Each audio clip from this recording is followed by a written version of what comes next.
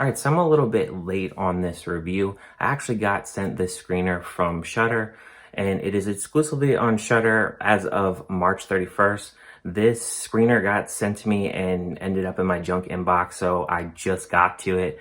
I did watch this film twice, and I wanted to give you guys more of an in-depth on this one, as there's a lot going on in this film. The film is directed by Jennifer Reeder. She has done films like Knives and Skin and VHS 94. Haven't watched any of those films, but I have heard those films are pretty good, so I was definitely interested in this film.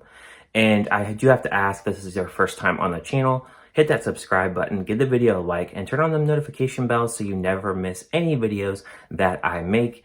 And comment below your thoughts on this film.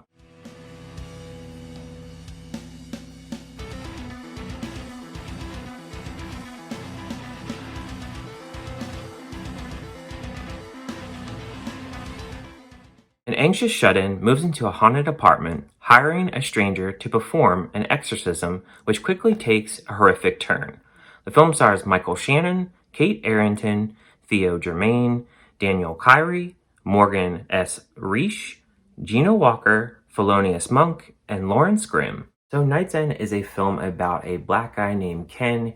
In this film, he is in this apartment and he doesn't go outside. He's really kind of afraid to go outside. He is a YouTuber. He's trying to make it big, and he's doing all sorts of kind of videos to try to get a feel of getting more likes and views. And one of his videos gained some traction when a stuffed bird, because he's into taxidermy in this, falls from his shelf, and he starts to gain traction within YouTube, and he starts to do more videos on that. But what I found interesting about his character is he's very much organized with like his food. He has coffee and beans, and they're all in these jars and they're all labeled by their names. And I thought that was really interesting. What I also thought was very interesting about this film is there are certain scenes where he's in the kitchen and just the colors that are involved in this kitchen.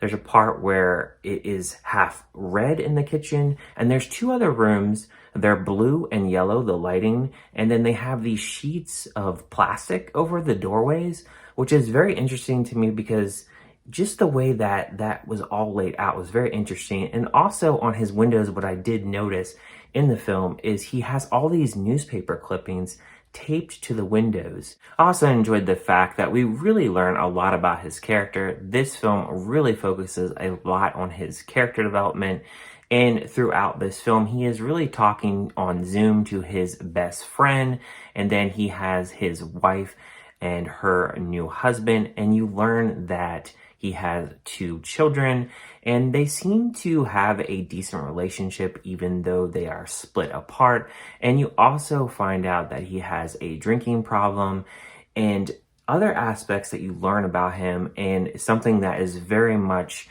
prevalent throughout this film is during this film, he always counts to 10 backwards, and it's almost like a therapeutic kind of thing. So my questioning of this is maybe he had some trauma earlier in his life, and that's why he has this kind of moments that he does this, because he'll do it in his sleep.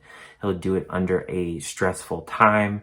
And I found that to be something that was just very much involved in the film, and there's some little bit more underlying tones to why he does that. And throughout this film, it does take place just in the apartment. But what I found that even though it was in this apartment, I found that the film does a really good job with the score and really kind of intensifying the moments in this film. I really felt like I was in a horror kind of element.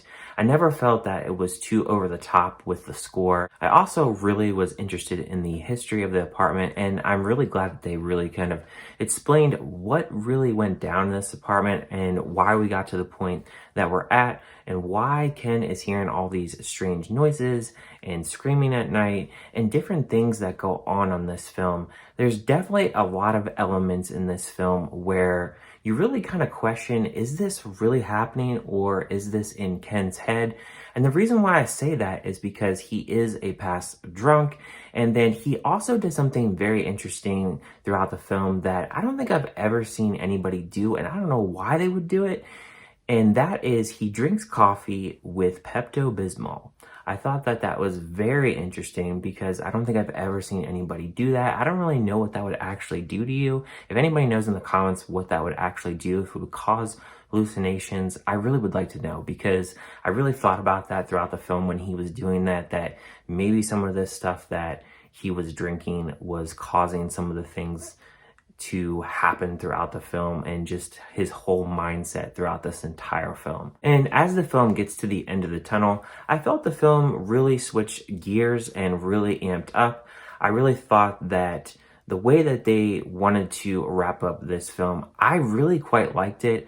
Now, I'm going to say that people probably will have difference of opinions in this, because I really have seen people not really like the ending. I do understand that the CGI in this, especially towards the end, it's not the best, but it is a lower budget horror film. So what do you kind of expect in this kind of aspect of a film? So that really didn't really bother me that much, knowing the budget is definitely not all the way there, but it really didn't bother me. I really felt that towards the end, when it did wrap up and amp up to the final kind of scene, I really enjoyed it. I really loved the ending. I loved where this film ended up going, and I felt that it was a pretty well done story, and done in a way that it never felt boring to me. You were always learning something about Ken's character, and just going along with the journey with Ken's character. I really felt that he really had some hardships, and those hardships really factor into why this film goes into the direction that it does.